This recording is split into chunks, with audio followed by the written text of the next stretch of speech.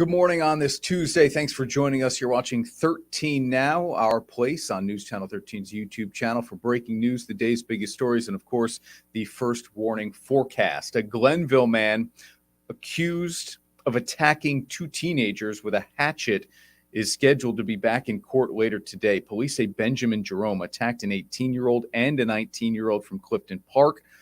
They were riding dirt bikes on the Hemlock Hollow Nature Trail near the Indian Kill Preserve back in September.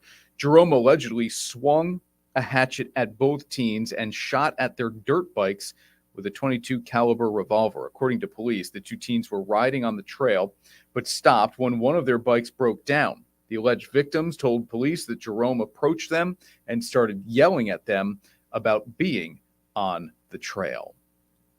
We're following breaking news of a fire in Schenectady. We had this on News Channel 13 today for you. Our Jonathan Hunter was live on the scene, and we continue to update the information here. This is what we know so far, is that this was a building at 312 Georgetta Dix Plaza that had multiple apartments in it, and that the fire started around 4:15 this morning.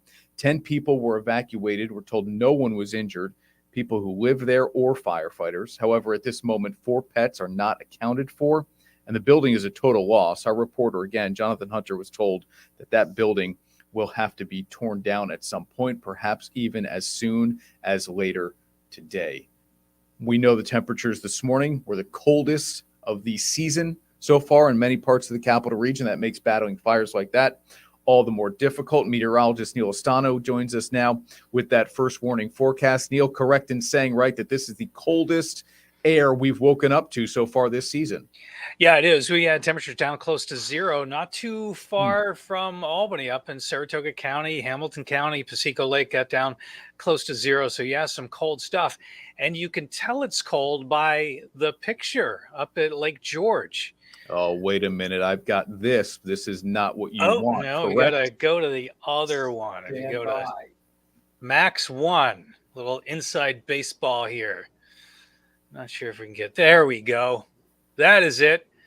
That is sea smoke, Arctic sea smoke. You got the cold air over the relatively warm water of Lake George. It's also called steam fog. And it's too bad the sky wasn't a deep purple, because then we could sing Deep Purple's Smoke on the Water song. Sorry. You can still sing if you want. I don't think the YouTubers would like to hear me doing any singing. But yeah, you can see the steam fog, very much like putting a pot of water on the stove. The steam comes off of that, get that cold air on the warm water, relatively warm water. Look at the air, 16 degrees. It's down to 11 a couple of hours ago. So we've already come up a little bit. But look at that beautiful blue sky, same color as the water. Got a couple of things going on here on the weather map. Off to our east, there's a storm system just east of Halifax, Nova Scotia. Some snow over there.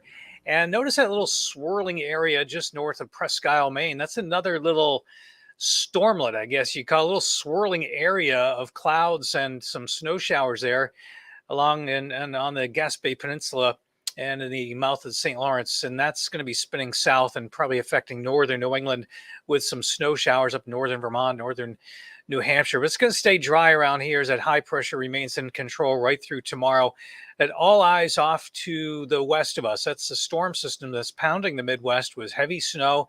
Severe weather expected today down through the Mississippi Valley, and then eventually tomorrow over to the Atlanta area with a surge of some warm air. The big question mark here Thursday night into Friday is how much warm air is going to stream in. It looks like we're going to be on the edge of rain and snow around here during the day on Friday. Computer models showing that there will be another storm system forming on the mid-Atlantic, and the question is the exact track and intensity of that.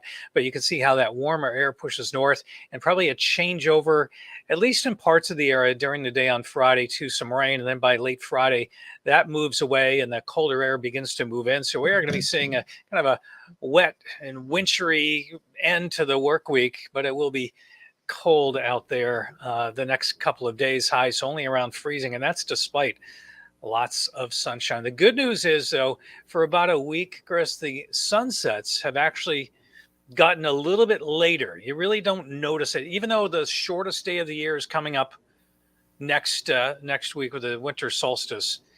The sunset is actually getting a little bit later, only a few seconds. So you're not going to notice it, but it's a sign that, winter is fast approaching, and it's going to be with us. We're going to have the coldest air of the season several more times.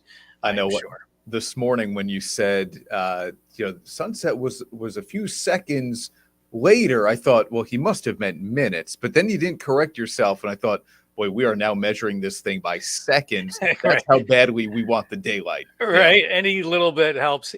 I don't know. It's getting dark so early. It's just really kind of depressing. I had the other day, it was kind of cloudy out. We have one of those light sensitive lights that comes on automatically. 3:30 in the afternoon, it came on. Like, oh, seriously? And there was a weekend day where it was just a little gloomy, and it never felt like it got daylight out there. Yeah, tough. Okay.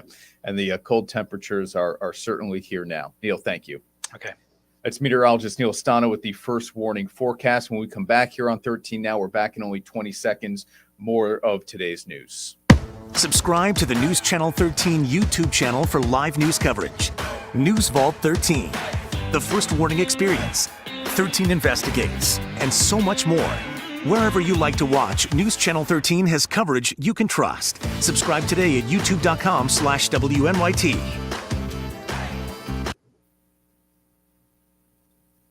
And back now on 13 Now, we have an update to a story out of Berkshire County where a murder charge against one of the defendants in the shooting death of a 22-year-old bystander has been dropped. A judge in Berkshire County ruled that prosecutors failed to provide enough evidence to support the indictment against Elizabeth Perez. That's according to our media partners at the Berkshire Eagle.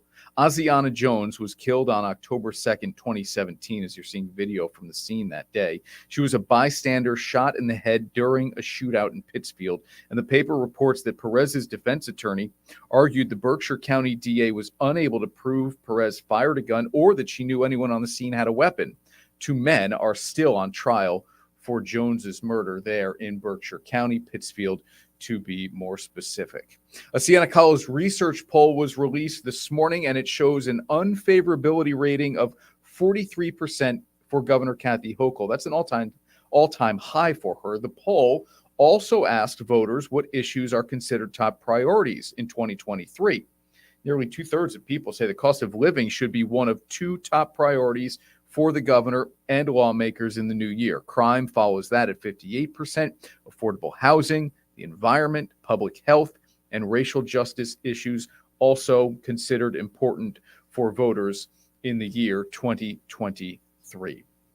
Coming up on News Channel 13, live at noon, our season of giving continues as we highlight people and organizations giving back in a big way. Today, the Unity House Holiday Program gets the spotlight. I hope you'll join Faith King and Ashley Miller for that coming up on News Channel 13 live at noon. For now, I'm Chris Honorato. Thanks for watching 13 Now.